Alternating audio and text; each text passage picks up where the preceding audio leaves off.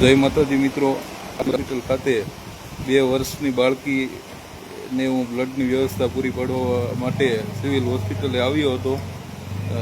Civil હોસ્પિટલમાં security રસીલાબેન નામના ladies છે, તેનો ફોન મારામાં આવ્યો. તેટલા માટે હું બ્લડની વ્યવસ્થા પૂરી પાડવા માટે આવ્યો હતો. પરંતુ અહીં આવી અને મેં જોયું તો રવિનાબેન હરેશભાઈ ચારોલા નામના બાળકી છે 2 વર્ષની, તેને બ્લડની જરૂર હતી. તો તેના બ્લડના ફોર્મમાં મેં જોયું તો સ્ટાફ દ્વારા બ્લડ ગ્રુપ જ લખવામાં નથી આવ્યું. અને ત્યાં આઈસીયુ વિભાગમાં તો હું નથી ગયો, પરંતુ ત્યાંના ડૉક્ટર છે તે મને સામા મળ્યા હતા.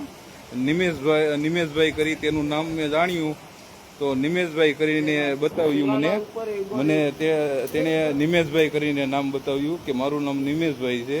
અને તેણે એવું કહ્યું કે બ્લડ બેંકમાં તે લખવામાં આવે છે, અહીં નથી લખવામાં આવતું વોર્ડમાં.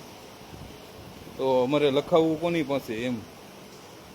તો આ લોકો મિત્રો ખૂબ જ હેરાન કરે છે. બ્લડ માટે પણ બાળકીને એક તો બ્લડ મળતું નથી ક્યાંય, અને ખૂબ જ હેરાન થવું પડે છે. તો દર્દીના સગાને પણ પૂછીએ કે એની કે હાલત કેવી છે તે. ભાઈ, શું તકલીફ છે તમારી બાળકીને? શક્તિ હોય ગઈ. હા, ક્યાં વોર્ડમાં છે દાખલ અત્યારે? અત્યારે લખી જાય તમારા ફોર્મમાં લખ્યું હતું કે નહીં બ્લડનું? શું કીધું ડૉક્ટરે? તમને મળી જાય કાગળ લખી દીધું.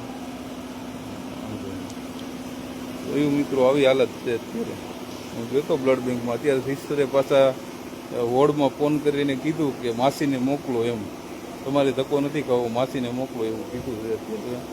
એટલે વોર્ડમાંથી માસી આવવાના છે કાગળિયું લઈને, એવું કીધું. કેમ કે અંદર સ્ટાફની જ બેદરકારી છે. જય મોગલ.